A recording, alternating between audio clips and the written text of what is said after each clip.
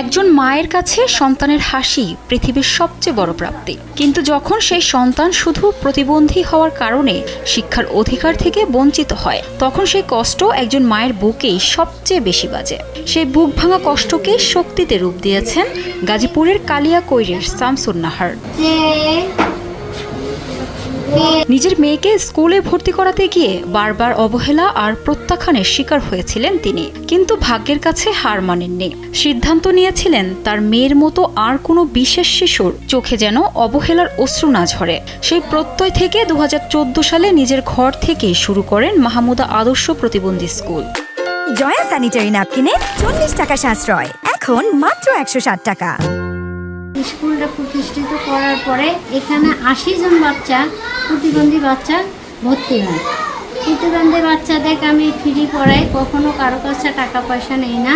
আজ সেই ছোট্ট উদ্যোগ 80-রও বেশি বিশেষ চাহিদা সম্পন্ন শিশুর স্বপ্নের ঠিকানা। এখানে তারা শুধু পড়তে শেখে না, শেখে নিজের পায়ে দাঁড়ানোর সাহস, সমাজের সঙ্গে মাথা উঁচু করে বাঁচার স্বপ্ন।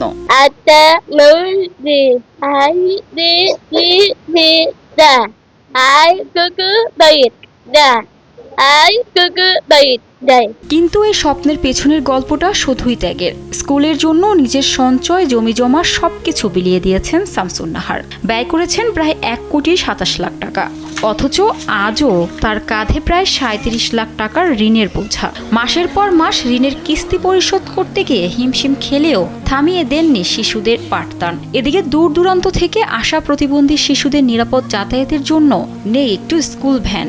অসহায় ও এতিম শিশুদের জন্য প্রয়োজন একটি আবাসিক ব্যবস্থাও, কিন্তু অর্থের অভাবে সেই স্বপ্ন আজ অনিশ্চয়তার মুখে। 11 বছরে 1,37,00,000 টাকা খরচ হয়েছে। কোনো বাচ্চা বলতে পারবে না তাদের কাছে আমি টাকা নিছি।